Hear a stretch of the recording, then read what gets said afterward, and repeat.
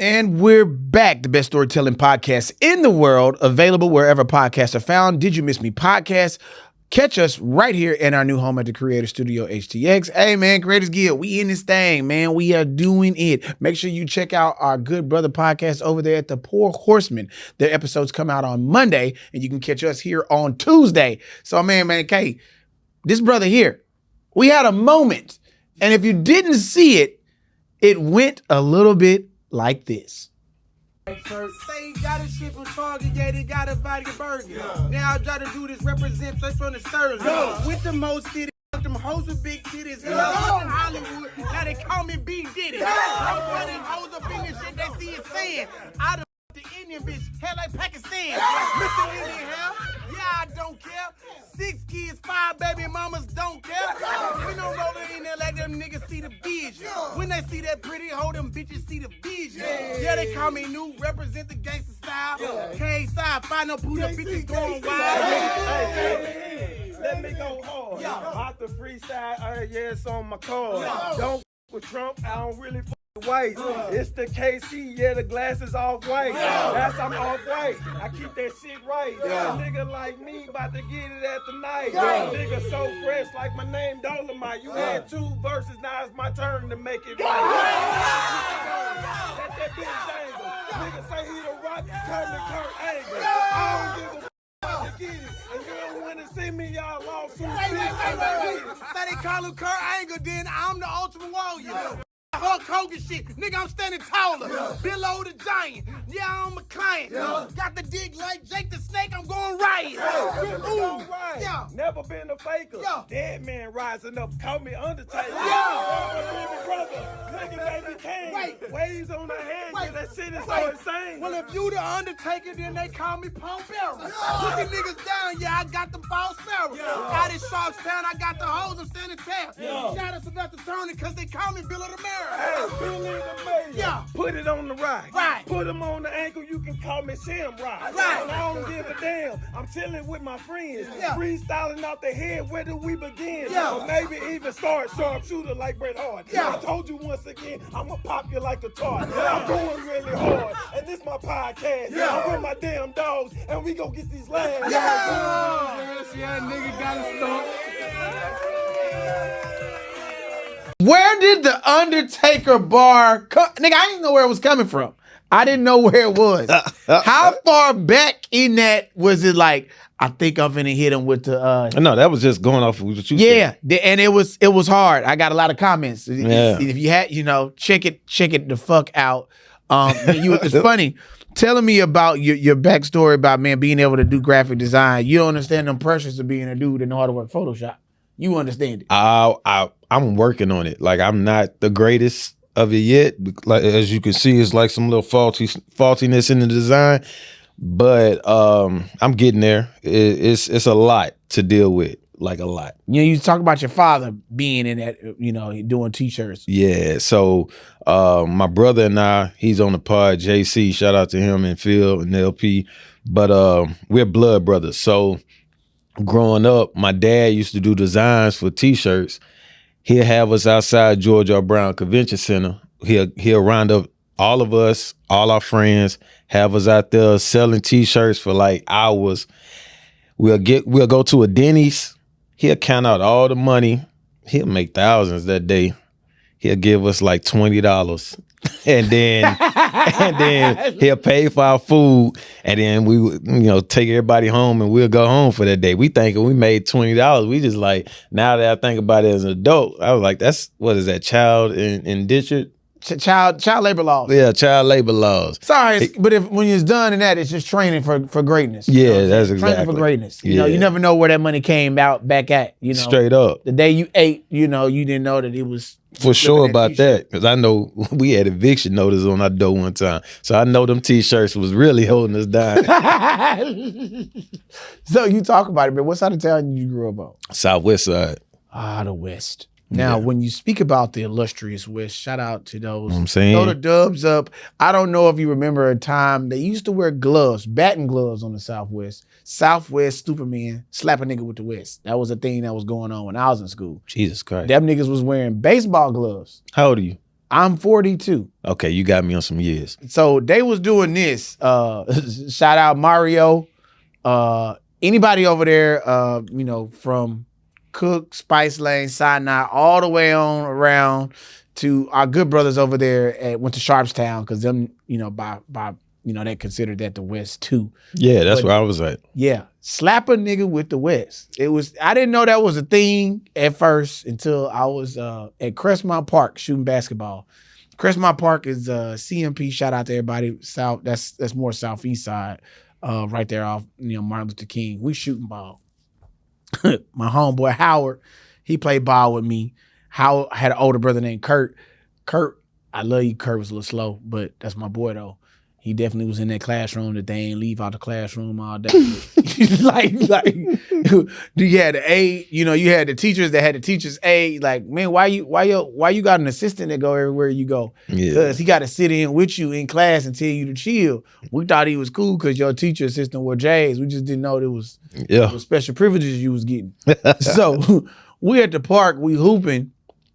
And man, this dude Tay came over, man. He was like, man, I got next up.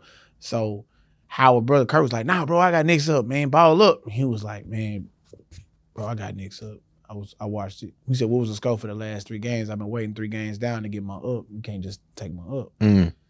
So Kurt was like, man, I don't give a fuck what you talking about on no side of that shit. Now, whenever a nigga bipartisan, we've already said this before, by default, if you losing an argument and you yell out, oh, no side ass nigga, or they on that no side ass shit, you activate everybody around to be like, who from the north side? Yeah. And so bro was like, nah, bro, I ain't from the north, I'm from the west. So I don't know what y'all niggas talking about. Nigga, I don't know if you can count. Last game was 11-5. The game before that was 10-3. Last game through the last. So he called all the scores back, and Curry was like, man, I ain't see all that. He was like, look, bro, you can run with me if you want to run. He said, but it's my up. So we picked up Kurt. Then he picked up 2 more people. In the corner, I think it was Chi-Chi, and the last person I think was Corey. Big Head Corey. Shout out Big Head Corey from South Park. So we hooping. I'm on the other team, me, Howard, and let me see who that last person was. Big Ronnie, and then my boy Levon. So we hooping. We got ball. This is the only time I done seen niggas on the same team get into it. So they set a pick on me, for me. I go around Kurt, but they set the pick on the dude Tay from the West, and Kurt ain't called a pick out. So he got picked hard. And I say, yeah, that's Deuce, bitch. Oh, we Deuce. Ooh, shit. So that bitch the bitch was a little bit much because he wasn't from the neighborhood. so Kurt talking about, yo, weak ass wouldn't know how to play the game. You would have said something. So Kurt talking about, man, you know what I'm saying? This nigga, though. So Northside nigga, he said, I'm going to told you again, boy. I'm not from the North. I'm from the West. And so we got the last ball, ball up. And that was Deuce points. Now we gotta win by 2. I throw the ball to Howard. I go set the pick. I roll off the pick. Howard give me the ball back. I allow the ball a little to Ronnie. Ronnie dunked that hole. We only need 1 more point to win. Them niggas finna get off the court. It was when you running, it's gonna be the last run. When niggas start leaving, like this gonna be the last one. Yeah, you see it. You see the energy. You see the energy. Like it's the last game. Ain't nobody finna. Only people finna run after this is the kids that's finna get on the court, and nobody care. So they throw me the ball. I got it. I make a break. I go to the lane, and I scoop and lay the ball up out the glass. Game. I say, yeah, go and get y'all ass up on the court. And so as soon as I say that, Kurt talking about, ain't no way these hoe ass niggas beat us. Cause I got this on north side of that nigga. And as soon as he said north side, all I seen was, bah, slap a nigga with the west. That's what he said. Yeah, nigga hit you with the west, nigga. What's up, nigga? What's up? Run it. And I looked around, and nigga looking. And he said, yeah, nigga, Superman, nigga, Southwest, nigga, stop with the West Spice Lane. God I was like, damn. I was like, yeah, I think he did that. I ain't never seen a slap take a nigga incapacitated, but it happened that day. Your neighborhood, I'm sure, was full of antics and energy. I was in the era of Braeswood. Yeah, chair throwing. Yeah, so I went to Welch Middle School. Shout out Louis Welch. Yeah, byproduct of Beyonce Knows, the Beyonce Knows. Mm-hmm. And Braeswood niggas was like, they were the bullies. They were the bullies, like of the Braves school. would run a long way along. Yeah. So, you know, I was always on their good side until that one era of time I wasn't, which was because of a girl. And and so I remember it like it was yesterday. Funplex. Okay. Yeah, Funplex used to have this thing called This girl named Nzinga. No. Just What was that name again? Nzinga. Nzinga. That's Don't a worry name. about- yeah, she. Never mind. That's a name. She stayed out Bracewood. Nzinga. She stole my wallet. With a name like that, I She wouldn't said put she it did. past. I mean, I took it back. I mean, I dealt with it later. Keep going. Nzinga. But was at Funplex. They used to have damn, shit was on Fridays. God damn it. It was like a club for teens. Oh, I can't think not of it. DV8. DV8 was at Roxy. What was the shit called at Funplex? Man, so if you don't know about God damn, Funplex, it's at the tip of my tongue. Like look it up. You will see it. They got a skating ring. They got a bowling alley, the zone. arcade, The and zone. the zone. The zone. Oh man, some niggas got beat up in there. So yeah, we had Funplex, end up messing with this girl. What you wearing during this time? What was like your So I tried to stay flow my jeans, but I could never keep them hoes stay flow. Like they're like explain stay flow? What's different than faultless? so Stay like Flow? like how this painting is standing up. Houstonians had this thing where you could my barber, he's to this day, he got it. He got the title. He could iron some pants and had them hoes standing up on his own, just like this painting. No help needed. Nothing holding it up. The starch in the jeans will hold up. You probably seen your uncles do it. Like all of us was doing it. Like it was a real thing. But I could never do it. And so mine is kind of like, wavy, but I got some dope shoes. I had the suede blue Gary Paytons. And I wanted them. And I remember I'm there. They don't never see me out because my mama never let us out like that. Thanks to our oldest brother. He was on some knucklehead shit. So she always had the leash on us, but she finally let me out, go out, have a blast. I'm feeling myself a little bit. And then, the young lady was feeling me too. It got word around school. Hey man, that boy Keenan was messing with so-and-so. It got word to her boyfriend, who was the head of Bracewood, like the clique. And we was cool. But I didn't know they was either on the outs or they was even together. You know what I'm saying? I guess whatever they had going on was... It was on Instagram. You know what I'm saying? Going on. And you only knew who was dating who is if they made it public or... How was niggas making it public back in these times? They were holding hands in between classes. Like, Yeah, you had to in see between that. classes, you had to see it with your Or eyes. they were sharing lockers. Or if they had the same lunch and he was buying her, like that was our form of tricking. If he was buying her like chicken tenders with Fruitopias, Man, there you that go. stuff like that. Hey man, let me tell you something. You just hit a memory in my head. Don't you? Chicken, Fruitopia? listen, if you had, this how you knew your status. If you was buying chicken with chili cheese fries or even chili cheese on the chicken tenders with a Fruitopia, you damn near owned her. Like that was like buying her. That about $7 right there. That was damn near buying her a designer purse. Yeah. Like me, I get you a French fry. That's no nothing on it. Ain't nothing on that thing. Yeah. You straight. And so, like even then, I was either pulling off playing sports or my personality. You know what I'm saying? I didn't grow into no body, no muscles yet. I was 5'5". I had waves still, but you know what I'm saying? That was it. Soul in them. Yeah, that was it. You know what I'm saying? Personality. But yeah, so it got wind to him. Man, I dodged that man and that clique for like a week. Like I was getting threats.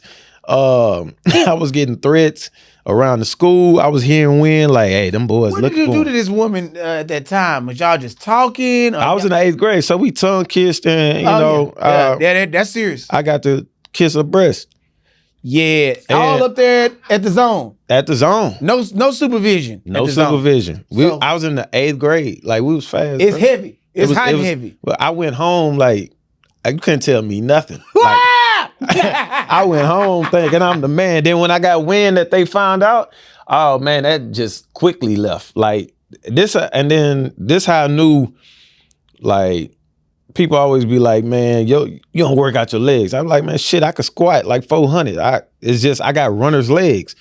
And it came from them. I stayed probably 2 miles. I probably stayed 2 miles from my school. I remember one time I was walking home with my partner, my Mexican partner. We was walking home, and It's funny that we must designate that it's the Mexican partner. Yeah, the Mexican partner, because we always have one in the clique. We walking home. I kid you not, we walk past this Metro bus that's parked. We just walking casually. All I hear is, there go that nigga right there. I kid you not. I told my boy, go, andale, let's go.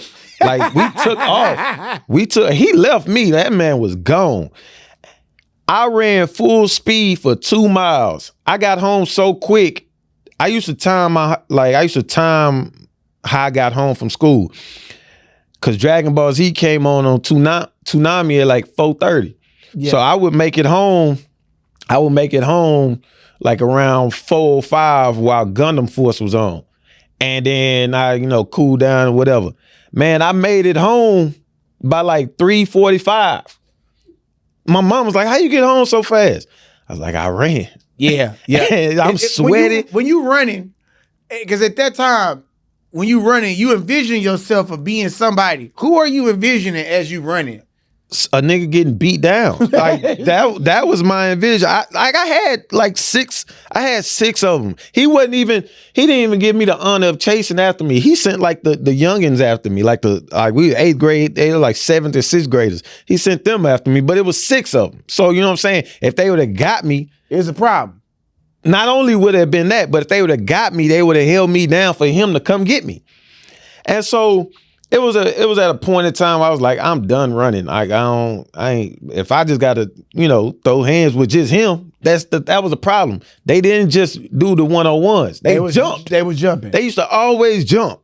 And so he pulled me to the side one time. Mind you, he was older than us too. Like he in the 8th grade, but he older than us. Yeah, he done failed a couple of times. You know what I'm saying? He been held back. We don't like to say failed, he was held back. Yeah. So I was like, he really like 16. I give him 14, 15. I'm like 12 at the time. But so I'm like, but he was bigger though. Yeah. That was part of his name, Big Blank. You know what I'm saying? So I'm like, shit. He like, man. And if you want to know the name when he said blank, you can get that on patreon.com/Did You Miss Me Podcast. Available to you there. We'll give you that name. Keep going. And so I was like, yo, now he pulled me to the side and was like, I've been trying to get you. I'm like, look, dog, I know you heard about me and so. I ain't know y'all had a thing. I was like, man, she pressing up on me. I was excited. Like, he was like, dog, you always been cool. The only thing I had an issue with is that you didn't come up to me. I was like, how was I supposed to come up to you when the first thing I heard Monday morning is that y'all want to beat my ass? And it wasn't you, it was y'all. They kept saying, them Braeswood niggas gonna get me. I wasn't hearing no 101s. It was Braeswood. It was always plural. And he started laughing. You a funny nigga. And then that was that.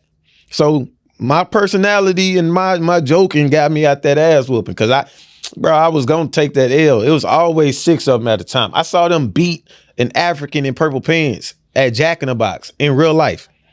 Like I saw that.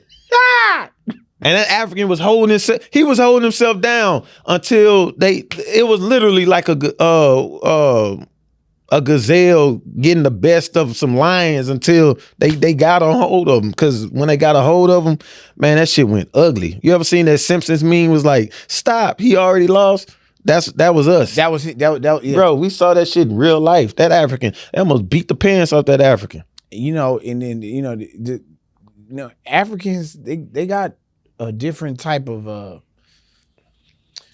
they can take some abuse. That's why I wasn't surprised South Sudan was holding it down against USA. I mean, South Sudan, I seen them clips of them niggas shooting in the rain and letting the ball run off the gutter and doing all Yeah, that. it's a different kind of hunger. Yeah, it's It's a different kind of it's hunger. true hunger. Yeah, that was like It's like somebody, if you do not win today, there will be starvation of your family and your homes. Like it was a speech that was said. Hey man, look, no lie though. That African got up after taking that ass whooping, and he looked around at everybody like, "Why y'all ain't help me?" And I was just like, Why you do nothing? Got a man is here. You do nothing. Y'all scared your boys. I was like, shit, I just wanted 2 tacos. I didn't even know I was gonna get dinner and entertainment. I was just trying to get some tacos to go home. But he was hot, rightfully so. A nigga attacked somebody else after that whooping. He was mad. Were there any neighborhoods that you just refused to go in? Like there was any places at that time that was just like no zones. Well, you spoke of the north side. Like our grandma lived on the north side, and we like literally would see her like once or twice a year. Cause I was not going on the north. I'm dead serious. What What were urban legends about things that happened on the north that you heard? It wasn't even urban legends. Like it was one time we went up there during the summer and spent the night. And it was just like uncomfortable the whole time. And then like I remember like our uncle, he in a wheelchair. So we went to the store with him and like we walking, ironically, and like he on his wheelchair and he gets stuck in a crack. Man, that shit took us like 25 minutes to get his ass out that crack. And then it was like we kids, like we young kids our uncle big as hell, we trying to get him out that crack. And it was just like people driving past us, getting mad at us. I'm like, what the fuck? And I'm a kid thinking this shit like, y'all not gonna get out in here. Y'all see us struggling. He can't get up and get the seat out the goddamn. Was it motorized? No. Oh, this old school push. He pushing. He a vet. So it was just like he pushing that thing. And I'm like, man, get me out of here.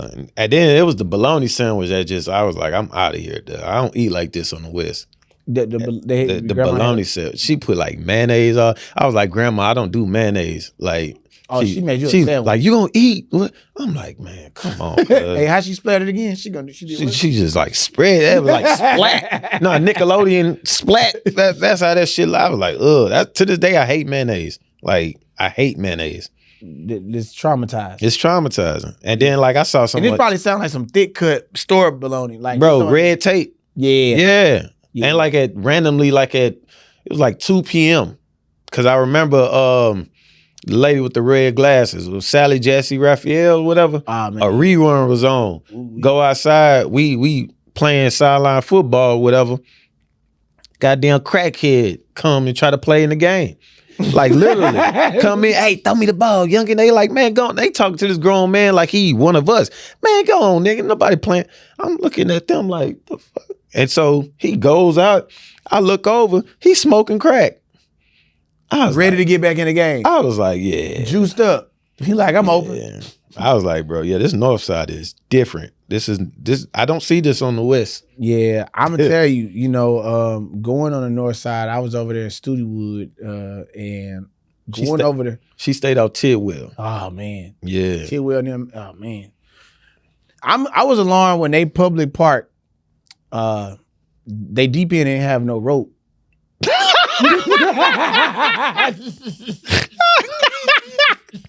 It was like a rope, and then you go in the summertime and kids be out there, them little buoys. Oh, hey, none of that there, and then the numbers is off. It's just like you get in where you get in. I said, where the deep end at? The nigga looked at me up there. He was jamming UGK. Tell me something, get in. And I said, where the deep end at? When your foot starts slipping, and they was just like, underwater. You scared? Don't be scared. Don't be scared. Don't be scared. I jumped in the water. Nigga, I'm thinking I'm getting in on the shallow end. I'm in 12 feet. Yeah. And it's a 3-year-old baby swimming through, treading water. They're like, this baby treading. This ain't a swim. This baby don't need to be over here. Back when the Boys and Girls Club, you had to show that you could go on the other side. Yeah. You had to do a whole test. You had to do a whole test. All right, little Bill, sit out there and tread water. This baby ain't doing no paddling. This baby just treading water. And I said, man, they dangerous over here, bro. It's no stopping it. Diving boys don't exist no more. Man. Like diving boys don't exist. Man, you ever seen off the Beltway? It's a park off Hammerly. You make that right there off the Beltway in Hammerly. They got a fucking. That's the only one. That's the only one. Mm-hmm. My daddy, my uncle, RP my daddy. We out there at Hammerly. Now, Hammerly Park, you get you a good run in. Nigga, you can hoop because they cover pavilion. You can go out there and hoop. If you ever seen it, it's I-10. You get the Beltway, because that's the only civilized way you find it if you was coming off I-10. If you coming from the other way, God bless you for you to be going just down Hammerly that way from that side of the world. Get off and you see it right there. Is first of all, the first 12-foot diving board that's 12 feet off the ground. That's normally enough. That ain't even the tower part. Yeah. Now the tower got 3 tiers: a 25-foot jump and then a 40-foot jump from up there. Nigga, these north side niggas is up there coming head first off that bitch. My daddy told me, you scared? You scared? Go home. I said, nigga, what you Bye. here to see? Man, my daddy was cupping. He was coming off the motherfucker sideways. Him and my uncle. So I was like, man, only way. My sister's like, you scared? Go up there. Just go up there and run up there. Man, I got to the top. I could feel the breeze. I could see airplanes going to IAH to Intercontinental. And I jumped up off there, terrified. And it's kids coming up off their diving board, off that thing. I know that shit was terrifying for you. I don't do them high diving boards. They just too flimsy. It's like middle one be like the regular ones, and then the highest one is like that platform you just jump off of. I've gotten better. When I took my family to Toronto, it was like a cliff thing to jump off of at a water park. I did that one just to do it, but it still don't, like those tears as a kid. I remember getting bullied into like trying to do a flip off the diving board, and I hit my back so hard on that water, I felt like Sonic. You know when the music, get the playing, and that hole was like, dun, dun, dun, dun, dun, dun. Nigga, I thought I was about to be gone. I hit that water so hard, and then they didn't have to come get me, but I just doggy pedal all the way back up. But yeah, hold on. Don't go nowhere. We'll be right back. More Did You Miss Me podcast. We in the middle of this, and we got a crazy call coming in. We'll be right back.